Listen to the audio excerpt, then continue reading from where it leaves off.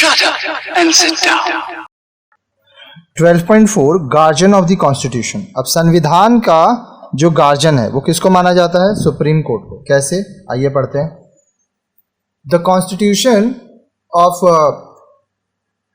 India is the supreme law of the land and the Supreme Court is it's interpreter और guardian. अब देखिए, भारत का जो संविधान है वो क्या है? उच्च, सबसे ऊपर है, कानून है हमारा, ठीक है। और जो सुप्रीम कोर्ट है वह भारत के कानून को लागू करता है, वह उसकी कानून की रक्षा करता है। It does not allow the executive और the parliament to violate any provision of the constitution. Constitution का, संविधान का कोई भी व्यक्ति, कोई भी कार्यकारी अधिकारी या जो संसद है वो उल्लंघन नहीं कर सकते हैं, ठीक है। It can also review any action of the government which allegedly violates any provision of the fundamental rights। अब हमारा जो संविधान है, ठीक है, वह सुप्रीम कोर्ट को यह शक्ति देता है कि सरकार द्वारा किए गए जो कार्य हैं उसको भी सुप्रीम कोर्ट देख सकता है, उसको रिव्यू कर सकता है, ठीक है, कि वह सरकार क्या काम कर रहा है। और अगर हमारा संविधानिक हक है, जो मौलिक अधिकार है, उसकी जो रक्षा है वो कौन कर रहा है? वो सुप्रीम कोर्ट देख रहा है कि जो सरकार है वह हम नागरिकों की मौलिक जो अधिकार है उसको वायलेट ना करे, ठीक है। This power of the Supreme Court is called the judicial review about which we shall study later. अब यह जो सुप्रीम कोर्ट, उच्चतम न्यायालय की जो शक्ति है, ठीक है, इसको जुडिशियल रिव्यू कहते हैं, जिसके बारे में हम लोग आगे पढ़ेंगे। If it finds violation of any provision of the Constitution, it may declare the concerned law as ultra vires or null and void। अगर मान लीजिए हमारे संविधान में जो प्रावधान किया गया है, अगर उसका उल्लंघन होता है, ठीक है, तो उससे संबंधित जो कानून लाया जा रहा है, मान लीजिए कोई कानून लाया जा रहा है जिससे हमारा जो संविधान में जो प्रावधान है उसका उल्लंघन हो रहा है, तो उसको वह कैंसिल कर सकता है। कौन? Supreme court. It is on the basis of this power of judicial review of the Supreme Court that it is called the guardian of the constitution. अब सुप्रीम कोर्ट, उच्चतम न्यायालय के पास यह शक्ति है जुडिशियल रिव्यू की, तो इसलिए सुप्रीम कोर्ट को संविधान का जो गार्जियन है उसके रूप में माना जाता है। It is also called a champion of liberties and a watchdog of democracy. Supreme court को यह भी कहा जाता है कि यह हमारे स्वतंत्रता को, ठीक है, ये लिबर्टी का चैंपियन है, और यह हमारा जो लोकतंत्र है, जनतंत्र है, उसके ऊपर नज़र बनाए रखता है, और watchdog of democracy. In this context the role and the functions of the Supreme Court are wide and comprehensive. इस कॉन्टेक्स्ट पे, ठीक है, इस स्तर पर जब हम लोग देखते हैं तो हम लोग पाते हैं कि इस प्रसंग में जो सुप्रीम कोर्ट है उसका जो कार्य है, जो रोल है, जो फंक्शंस है, वो बहुत ज़्यादा हो जाता है, ठीक है, और वो बहुत ही व्यापक है। 12.4.1 प्रोटेक्टर ऑफ फंडामेंटल राइट्स। हमारा जो मौलिक अधिकार है इसकी रक्षा करता है कौन? सुप्रीम कोर्ट, उच्चतम न्यायालय। The Supreme Court has concurrent right with the high court to issue direction, orders and writs for enforcement of fundamental rights। अब जो सुप्रीम कोर्ट है उसके पास ये अधिकार है कि वह हाई कोर्ट को भी दिशा दिखा सकता है, उपदेश निर्देश, ऑर्डर्स दे सकता है, निर्देश दे सकता है, या उसको रिट्स दे सकता है कि जो मौलिक अधिकार है उसको बचाया जा सके, उसको एनफोर्स किया जाए।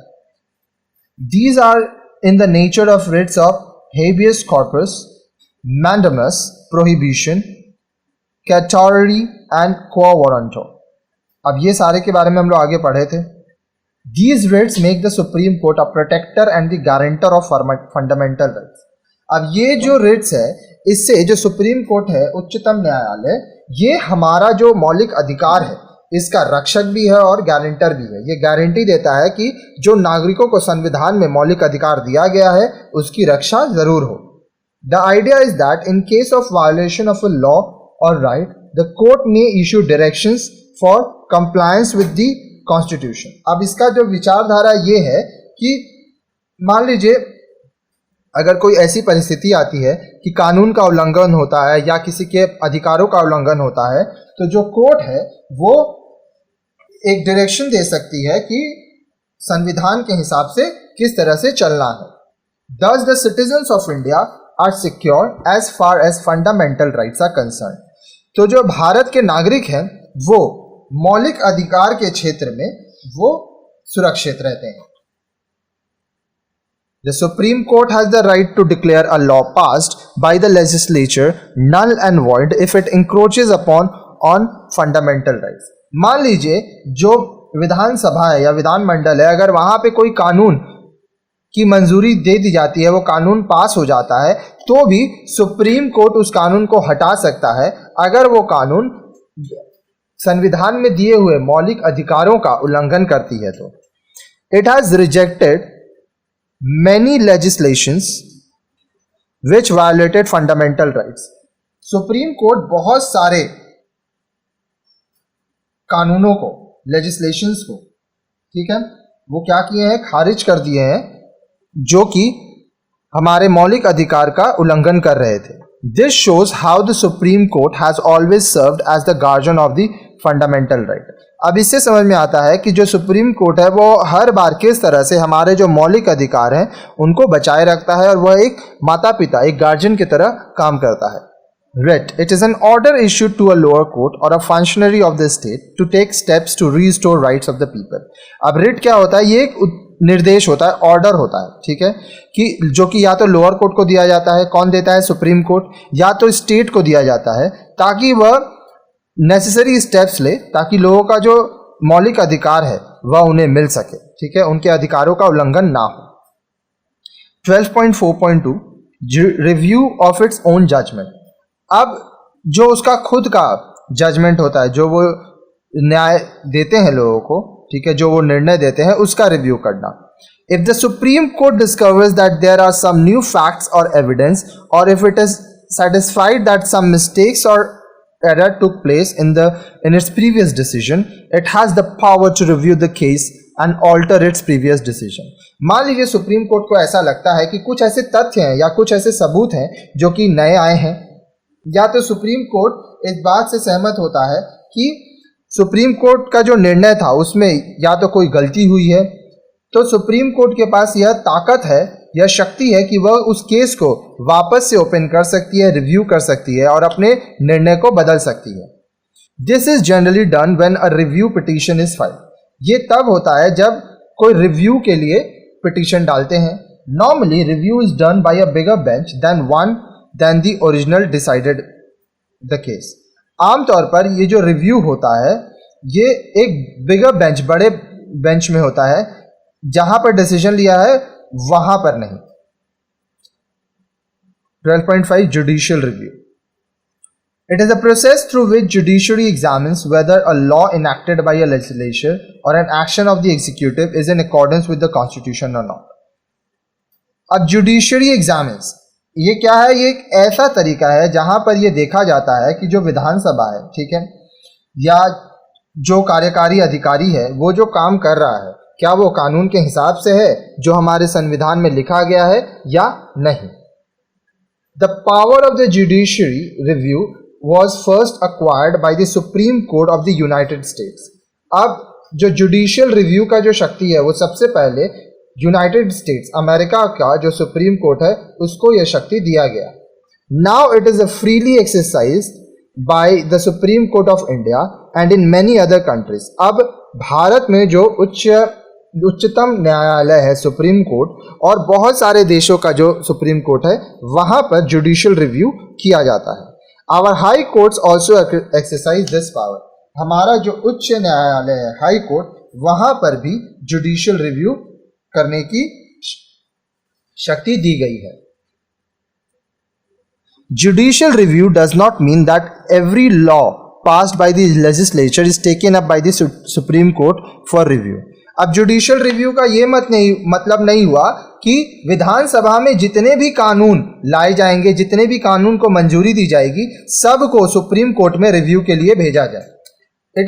It only means that the court will review the law as and when it gets an opportunity. इसका मतलब यही है कि कोर्ट तभी किसी कानून पर रिव्यू करेगा जब उसको मौका मिलेगा। This is possible in 2 ways। ये 2 तरीके से मुमकिन है। First, the court can review the law if it's validity is challenged. जो कोर्ट है वो तब कानून पे जो लॉ पास हुआ है उसको रिव्यू करेगा जब उसके वैलिडिटी को चुनौती दिया जाएगा। द सुप्रीम कोर्ट और High Court may get an opportunity to review a law in other situation also. अब सुप्रीम कोर्ट और हाई कोर्ट को एक और भी अपॉर्चुनिटी, अवसर मिलता है किसी कानून पर रिव्यू करने के लिए, ठीक है। क्योंकि देखिए ये जो रिव्यू की तरीका है, ठीक है, समीक्षा जो की जाती है, जिसको रिव्यू का मतलब समीक्षा होता है, ये कभी कभी बहुत ज़रूरी होती है। If a person or institution feels that his or her rights are violated or a certain benefit due to him under a law is being denied, the court will examine such a petition, may come to the conclusion that the law under which relief is sought is itself unconstitutional. Therefore, relief may not be granted. अब मान लीजिए कोई व्यक्ति है या कोई संस्था है, उसको ये ऐसा लगता है कि उसके जो अधिकार हैं उसका उल्लंघन किया जा रहा है इस नए कानून से या इस कानून से, ठीक है, या कुछ लोगों को यह कानून लागू करके फ़ायदा पहुंचाने की कोशिश की जा रही है, ठीक है, या कुछ लोगों का जो फ़ायदा था उसको हटाया जा रहा है, ठीक है। तो जो कोर्ट है वो इस पिटीशन को एग्जामिन करेगा और ये निर्णय निकालेगा कि ये जो कानून है वो रिलीफ दे रहा है या नहीं दे रहा है, ये संविधानिक है या असंविधानिक है। इसलिए रिलीफ हो भी सकता है मिले और नहीं भी हो सकता है। कहने का मतलब आप अगर पिटीशन डालते हो तो ज़रूरी नहीं है कि आपके पिटीशन पे आप ही जीतो। अगर सुप्रीम कोर्ट को लगता है कि जो कानून लाया गया है वो संविधानिक है, वो सही है, तो वो रहा जा सकता है। In a democratic country like India, the power of judicial review is an important guarantee of the rights of the people. अब एक लोकतांत्रिक देश जैसे कि भारत है, यहाँ पे जो जुडिशियल रिव्यू का जो शक्ति है ये बहुत इंपॉर्टेंट है ताकि लोगों का जो अधिकार है, जो मौलिक अधिकार है, उसको बचाया जा सके। Besides, the Supreme Court has been interpreting various provision to the Constitution. इसके साथ ही साथ संविधान में बहुत सारे प्रोविजंस किए हैं, प्रावधान किए गए हैं, तो इसको भी सुप्रीम कोर्ट में इंटरप्रेट किया जाता है। Its rulings are treated as law of the land, ठीक है। सुप्रीम कोर्ट का जो निर्णय होता है, वो जो रूल करता है, उसको कहते हैं कि यह कानून सब जगह है, ठीक है। आप पूरे भारत में हर जगह सुप्रीम कोर्ट का एक ही नियम रहता है। Let us now see how the Supreme Court has played its role as custodian of the civil liberties and in particular of the fundamental rights। तो आइए अब हम लोग देखते हैं सुप्रीम कोर्ट क्या क्या काम किया है ताकि जो आम जनता है उनकी स्वतंत्रता बची रहे, जो हमारा मौलिक अधिकार है उस क्षेत्र में वह हमारा किस तरह से मदद की। The right to equality is an important right which ensures equality before law। अब देखिए हमारा एक मौलिक अधिकार है कि सभी लोग एक समान है, ठीक है, सब एक बराबर है। तो इसमें यह बात का हम लोग को सुरक्षा मिलता है, गारंटी मिलती है कि कानून के नज़र में सब एक है। The right to equality also means absence of special privileges and equality of treatment. और राइट टू इक्वालिटी, एक समान का जो हमें अधिकार मिल रहा है, इसका मतलब ये भी हुआ कि किसी को प्रिविलेज नहीं मिलेगा। कोई अमीर होगा तो ये नहीं कि उसके लिए अलग कानून, कोई गरीब हुआ तो अलग कानून, अलग अलग जाति धर्म के लिए अलग कानून, ऐसा कुछ नहीं है। सबको एक जैसा ट्रीट करना पड़ेगा। So the Supreme Court, in the name of protective discrimination, has justified the benefits or concessions in the form of reservation or relaxation of eligibility condition। तो जो सुप्रीम कोर्ट है, प्रोटेक्टिव डिस्क्रिमिनेशन ना हो। अब देखिए लोगों में जो सुरक्षा दी जा रही है इसमें कोई डिस्क्रिमिनेशन ना हो, सबको एक प्रकार की सुरक्षा मिलनी चाहिए, ठीक है। तो इसके लिए आरक्षण किया गया, ठीक है, उसमें कुछ कंडीशंस डाला गया। The right to freedom has given various kind of freedoms to all of us। अब देखिए हमारे पास आज़ादी का भी अधिकार है, हम लोग स्वतंत्र हैं, तो हम लोग को बहुत तरह का स्वतंत्रता मिला है। But the freedom of press was not mentioned in the constitution. लेकिन हमारे संविधान में जो प्रेस है, मीडिया है, इसकी आज़ादी के बारे में नहीं लिखा गया था। It was decided by the Supreme Court that freedom of press as a right is implied in the right to freedom of expression. अब ये सुप्रीम कोर्ट में ये निर्णय लिया गया कि जो प्रेस है, मीडिया है, उनके पास भी आज़ादी होनी चाहिए, उनका भी अधिकार है कि वह अपने आप को एक्सप्रेस कर सके, वो किसी के दबाव में ना रहें। Thus the court expanded the right to freedom। तो इससे जो कोर्ट है, सुप्रीम कोर्ट, वो हमारा जो स्वतंत्रता का अधिकार है इसके क्षेत्र को बढ़ाए। The Supreme Court has regarded the right to know as an important right to be able to take part in the participatory process of development and democracy। अब देखिए, जनतंत्र बना रहे, हमारा सबका विकास हो, तो इस पे जो काम हो रहा है, हमारे पास अधिकार है, राइट टू नो, जानने का अधिकार है आम जनता के पास। The court had ruled that the right to life in Article 21 implies and includes the right to education and clean environment also। अब कोर्ट जो है, सुप्रीम कोर्ट, वह इस बात को भी कहता है कि हमारे पास जीने का अधिकार है। ठीक है, तो यहाँ पे एक मिनट, स्पेलिंग गलत है, ये होगा आर्टिकल। तो जो आर्टिकल अनुच्छेद 21 है उसमें जो लिखा हुआ है कि हमारे पास राइट टू एजुकेशन, पढ़ने का भी अधिकार है, और हमारा जो वातावरण है वो भी साफ सुथरा रहना चाहिए। Regarding the delay in deciding the cases, the Supreme Court has held that delay in trial constitute denials of justice। अब देखिए, बहुत सारा ऐसा केसेस होता है जहाँ पे जो निर्णय है वो आने में समय लगता है। तो सुप्रीम कोर्ट जो ट्रायल होता है, जो हर रोज प्रतिदिन जो केस लड़ा जाता है, उसमें कहते हैं कि इससे जस्टिस में डिनायल होता है। It has also laid down that speedy trial, release on bail of under trials, free legal aid to the poor and accused are also the fundamental right। Supreme court इस बात पर भी जोर डालते हैं कि जो ट्रायल है, मान लीजिए आपके ऊपर केस किया गया, तो तारीख दर तारीख बात होता है, तो उसको जल्दी जल्दी किया जाए। ठीक है, फिर ट्रायल के समय मान लीजिए अगर आपके ऊपर कोई केस करता है, तो ऐसा नहीं है कि आप हमेशा जेल पे ही रहेंगे, आपको बेल भी दिया जाएगा। ठीक है, और आप केस लड़ते रहेंगे। आपके पास जो गरीब है उनको मुफ्त में कानूनी मदद मिलनी चाहिए। ठीक है, और यह भी हमारा मौलिक अधिकार है। The Supreme Court has used its power of judicial review and given various historic decisions to safeguard the rights of the individual। अब जो सुप्रीम कोर्ट है, यह हम उसके पास जो ताकत है जुडिशियल रिव्यू का, उसको बहुत बार वह इस्तेमाल किए हैं और बहुत बार ऐतिहासिक निर्णय दिए हैं ताकि हर एक व्यक्ति का, हमारा जो अधिकार है, उसकी रक्षा की जा सके। It has stood guard of linguistic rights of minorities, religious rights of the people, welfare of the workers and daily wage earners। अब देखिए, भाषा के का जो अधिकार है, जो अल्पसंख्यकों के पास है। ठीक है, लोगों के पास उनका अपना धार्मिक अधिकार है, आप जिस धर्म को चुनना चाहे उसके हिसाब से काम करना चाहे आप कर सकते हैं। जो लोग श्रमिक हैं उनका कल्याण हो, जो मजदूरी करते हैं उनको कम से कम कितना पैसा मिले, तो ये सब चीज का गार्ड, रक्षा कौन करता है? सुप्रीम कोर्ट करते हैं। ठीक है, it has also taken action to protect bonded labour, prevention exploitation of women, children and deprived section of the society. Supreme Court ने जो बॉन्डेड लोग है, जो बंधुआ मजदूर हैं, उनके प्रोटेक्शंस के लिए भी एक्शंस लिया है कि हाँ, उनको भी सुरक्षित किया जाए। साथ ही साथ जो महिलाओं का, बच्चों का, या जो वर्ग समाज का जो कि कमज़ोर हैं, उनका जो शोषण होता है उसको भी बचाने में बहुत काम किए हैं। No doubt the Supreme Court, through its power of judicial review, has guarded our rights in various walk of life। अब देखिए, इस पे कोई भी हमें संदेह नहीं है। ठीक है, जो सुप्रीम कोर्ट है वो अपना जुडिशियल रिव्यू का जो शक्ति है उससे हमारा जो जीवन है, हमारे जो अधिकार है, इसको बहुत बार इसकी रक्षा की है। The Supreme Court has given momentous decision through what is called judicial activism। The court has given such rulings as compulsory use of CNG fuel for the use of public transport vehicle in Delhi so that the pollution could be brought under control। अब देखिए, ये जो judicial activism है, ठीक है, सरकार के पास ये ताकत है, कोर्ट के पास सरकार से ज़्यादा ताकत होता है यहाँ पे। क्यों?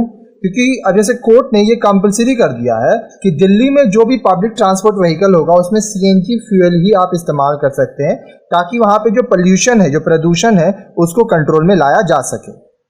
Similarly, for the protection of lives of people, it has made the use of helmets compulsory for two-wheeler users and even the pillion Riders. अब देखिए,